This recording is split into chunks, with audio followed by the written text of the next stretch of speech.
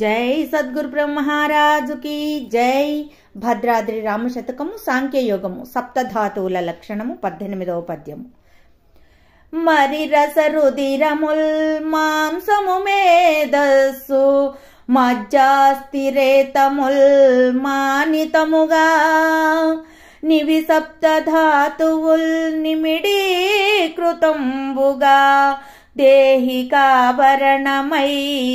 దేహమాయే పాదాది మస్తక పర్యంతమును నిండి ప్రకృతి భేదంబుల ప్రబలమాయే స్థూలమై దీర్ఘమై సూక్ష్మమై నటించి నందందు మరణంబు నొందుచుండు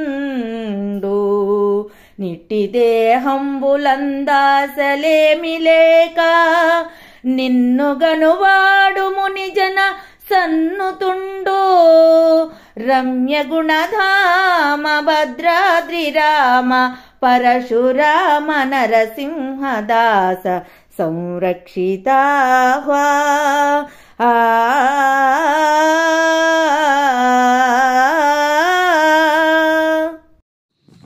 జై నిజ గురుభ్యో నమః.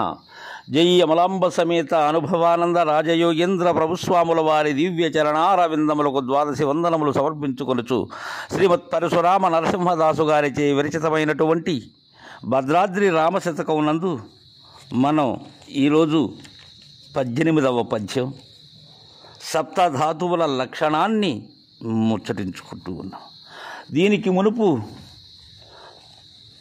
9 ఉపవాయువుల గూర్చి మనకు చక్కగా తెలియజేశారు. ఈ నాగ, కూర్మ, కృకర, దేవదత్త, ధనుంజయ, అదేవిధముగా అంతర్యామి, ప్రపంచక, వజ్ర, ముఖ్య అనబడేటువంటి 9 ఉపవాయువులు తెలియజేశారు. దీనిలో నాయన శిష్య సప్తధాతువుల లక్షణము ఎలాంటిదనగా మరి రసరుధిరముల్ మాంసము మేధస్సు మజ్జాస్థిరేతముల్ మానితముగా. ఏమేమిటి? రసము, రుధిరము, మాంసము, మేధస్సు, మజ్జ, అస్థి, అలానే రేతస్సు. ఇవి సప్తధాతువులు. అందుకే అంటున్నారు ఇవి సప్తధాతువుల్ నివిడీకృతంబుగా దేహికావరణమై దేహమాయే. ధాతువు అంటేనే అది మూలకమై ఉన్నది, మూల ద్రవ్యమై ఉన్నది. అది ఇవి 7 ధాతువులు. ఇవి ఈ ధాతువులే దేహికి ఆవరణముగా ఉన్నాయి. ఆ ఆవరణముతో కూడినటువంటిదే ఈ దేహం. అదే ఉపాధి.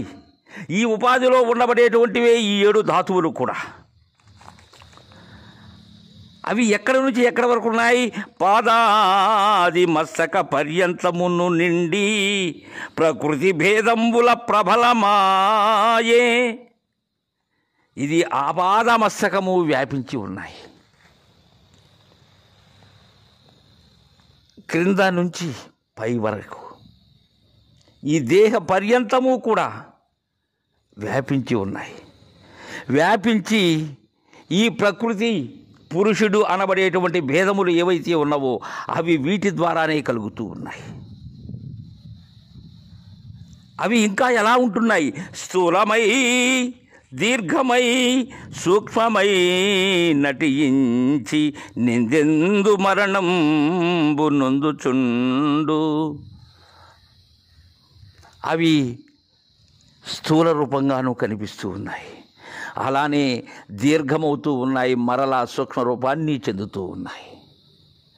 భిన్న భిన్నములుగా ఉన్నవవి, ఏక ప్రకారముగా లేవవి. కలుగుతూ ఉన్నాయి, వెంటనే మరణిస్తూ ఉన్నాయి, అంతరంగా మరలా కలుగుతూ ఉన్నాయి.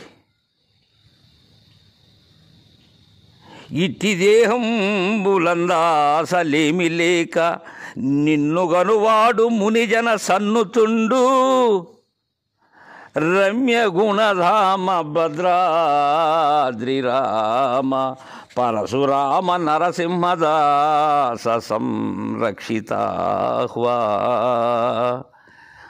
ఇలాంటి దేహం, బుద్భుతప్రాయమైనటువంటి ఈ దేహం మీద మమత వదలి, మోహభ్రాంతిని వీడి, ఈ దేహంలో ఉండబడేటువంటి రాకపోకలకు కారణమైనటువంటి వస్తువు ఏదైతే ఉన్నదో దానిని గ్రహించి అది దేనిలో అయితే లేకుండా పోతుందో అలాంటి స్థితిని పొందాలి. అది జనన మరణ భ్రాంతి రహిత స్థితి. అది శివరామ దీక్షిత సిద్ధాంతమై ఉన్నది.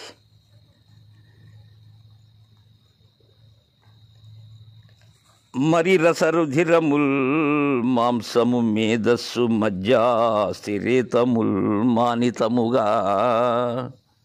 ఈ రసం అనబడేటువంటిది కపిల వర్ణంలో ఉంటుంది. ఇది దేని యొక్క అంశం? భూమి యొక్క అంశం. ఇది ఎలా ఉంటుంది? ఇది దిగులు పుట్టించేటువంటి విధానం దీనికి ఉన్నది ఈ శరీరానికి. ఇక రెండవది రుధిరం. ఇది నీలవర్ణంలో ఉంటుంది. ఇది జలాంశం, శరీరాన్ని వణికించేటువంటి లక్షణం దీనిది. ఇక మాంసం, ఇది రక్తవర్ణంలో ఉంటుంది. ఇది అగ్నితో సంబంధించినటువంటి అంశం.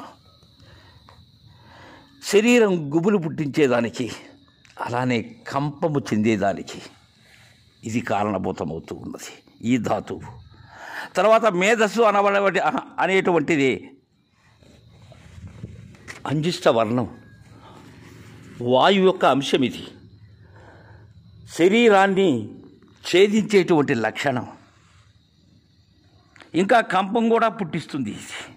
ఇక మధ్య అనబడేటువంటిది కృష్ణవర్ణంలో ఉంటుంది. ఇది ఆకాశాంశం, మాట్లాడించేటువంటి లక్షణం దీనిది, మొరాలించి శబ్దంతో కూడుకున్నటువంటిది కావున ఇది ఆ శబ్దము మీదనే ప్రేమ ఉంటుంది. ఇక అస్థి తామ్రవర్ణముతో కూడుకున్నటువంటిది. ఇది సూర్యాంశం. ఇది శరీరాన్ని ఉగ్రమెత్తించి తేజస్సుని కలిగించేటువంటి స్వభావం సూర్యాంశం. ఇక రేతస్సు శ్వేతవర్ణంలో ఉంటుంది. ఇది చంద్రుని యొక్క అంశం. శరీరంలో చైతన్యమైనటువంటి ఆ పులుకులు ఏవైతే ఉన్నావో అవి పుట్టించి చింతను కలిగిస్తూ ఉంటుంది ఈ రేతస్సు.